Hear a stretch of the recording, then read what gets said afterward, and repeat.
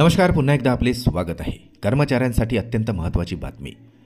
फक्त 24 तास उरले, हे काम आत्ताच करा, अन्यथा। चला तर पाहूया याविषयी सविस्तर बातमी। त्यापूर्वी चॅनलला नवीन असाल तर सबस्क्राइब करायला विसरू नका। नवनवीन अपडेट मिळविण्यासाठी बेल आयकॉनला प्रेस करायलाही विसरू नका। ही अत्यंत महत्त्वाची कामाची बातमी आपल्या सहकारी मित्रांना शेअर करून व्हिडिओला लाईक करायलाही विसरू नका। रोजगार निर्मितीला प्रोत्साहन देण्यासाठी आणि रोजगाराचे फायदे सुलभ करण्यासाठी कर्मचारी भविष्य निर्वाह निधी संघटना नेहमीच प्रयत्न करत असते।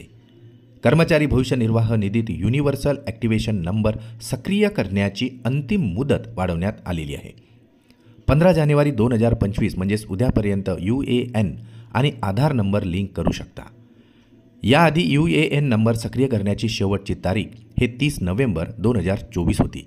त्यानंतर आता ही मुदत 15 जानेवारीपर्यंत वाढवण्यात आलेली आहे।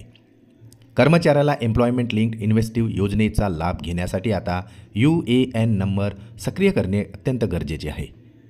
युनिव्हर्सल ॲक्टिव्हेशन नंबर हा भविष्य निर्वाह निधी खाते मॅनेज करण्यासाठी वापरला जातो। हा 12 अंकी युनिक नंबर असून कर्मचाऱ्यांचे व्यवहार सुलभ करण्यासाठी आणि बॅलन्सची माहिती मिळवण्यासाठी वापरले जाते। EPFOच्या ELI योजनेचा लाभ घेण्यासाठी इच्छुक कर्मचाऱ्यांना UAN नंबर सक्रिय करणे अनिवार्य आहे। अर्थमंत्री निर्मला सीतारामन यांनी 2024च्या अर्थसंकल्पात ELI योजना राबविली आहे। त्यामुळे आता या योजनेचा लाभ घेण्यासाठी बँक खात्यासोबत आधार कार्ड जोडणे आवश्यक आहे। हे आधार कार्ड लिंक करण्याची शेवटची तारीख आता 15 जानेवारी 2025 पर्यंत आहे।